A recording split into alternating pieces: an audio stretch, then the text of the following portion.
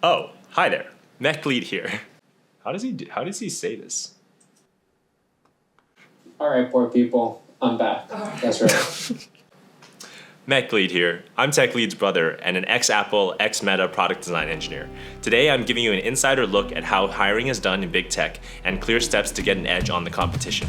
Some portions are specific to mechanical engineering, but most of this information is novel and broadly applicable, so please skip through as needed. Chapter timestamps below. That was good. Yeah, of course. Back to my regular glasses. Chapter 1, hiring pipeline. What happens after you submit your resume?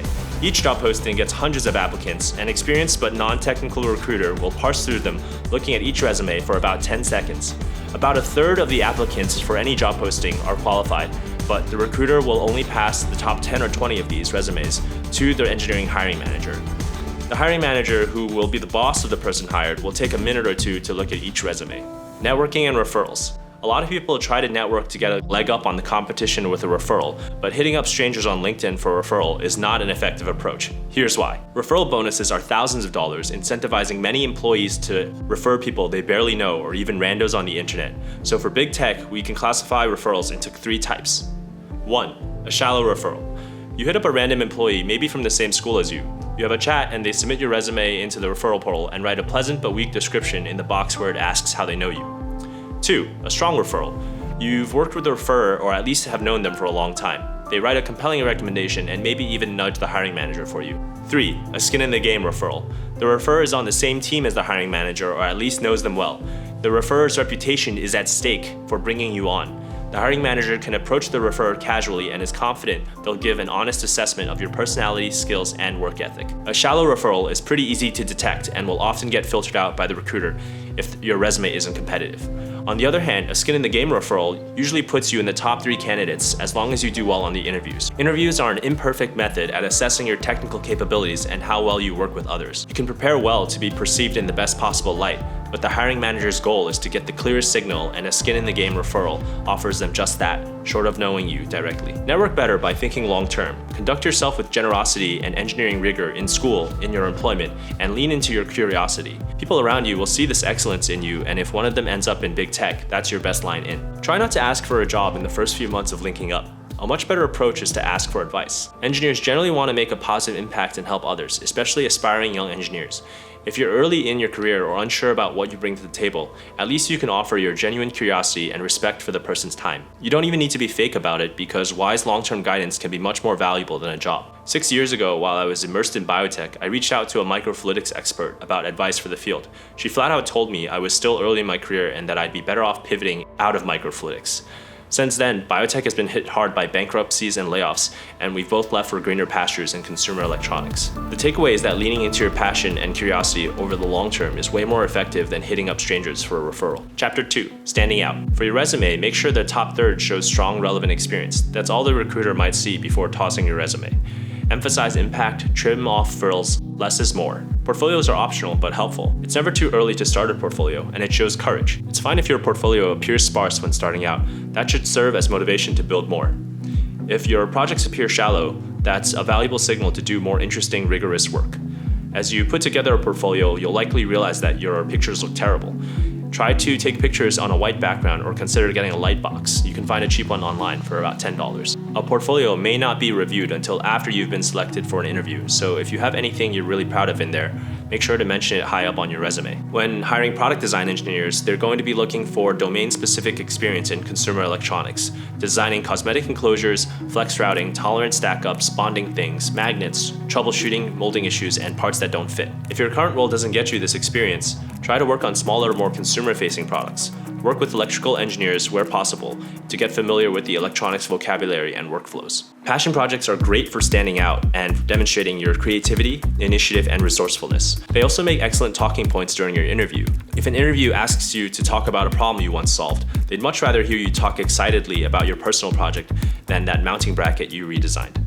It's also super clear that you had full ownership of your side project compared to being one of many engineers on a project where it's unclear what you contributed. When I interviewed at Meta, I brought up my light pipe toy from my last video, and one interviewer was so intrigued that he asked me about tooling costs and for me to hold the prototype up to the camera so that he could take a picture. For students, the technical bar is lower, but demand is lower too, since an inexperienced engineer will take time to train, and their mistakes may cost more time and money than is saved by hiring a junior engineer. Big Tech has deep pockets and may staff a larger team or kick off hundreds of thousands of dollars in parallel injection molding tooling to accelerate a timeline by just a couple weeks.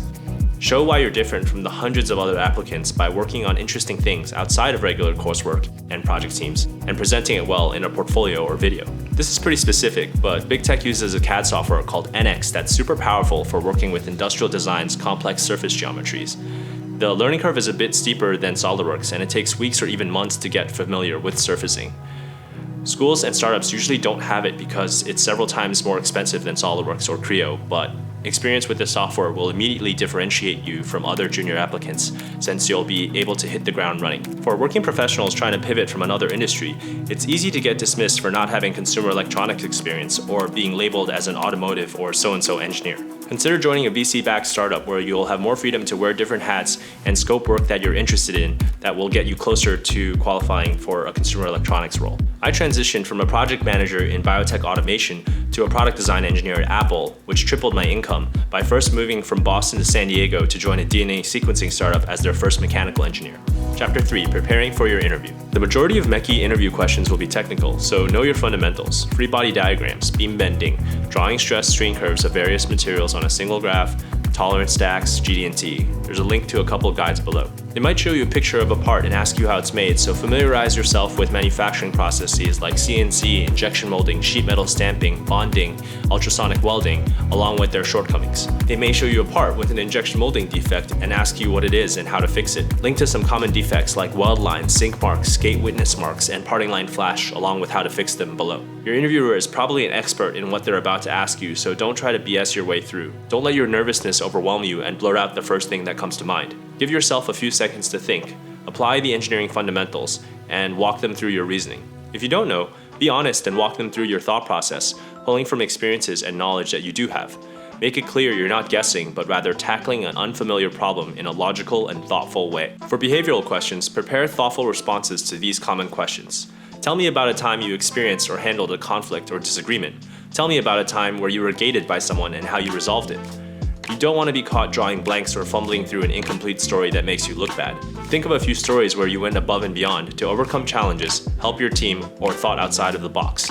Familiarize yourself with the key elements of your stories so you can readily tweak and adapt them to similar questions. Vibe check yourself 24 hours before your interview. Exercise, be social, loosen up. Are you feeling anxious, desperate? Securing a big tech job can be life-changing, so it's understandable that you really want this.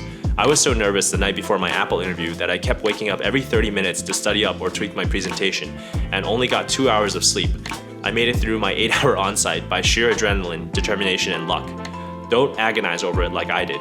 Getting that job is not the end, it's just the beginning. There are plenty of ways to succeed without getting the job, and plenty of ways to fail even after getting it. So just do your best and try to enjoy and learn from the experience. Chapter 4, Job Offer and Salary Negotiations. A recruiter will usually set up a phone call to let you know that you've got the offer. They'll talk you through the initial offer and see if you accept as is.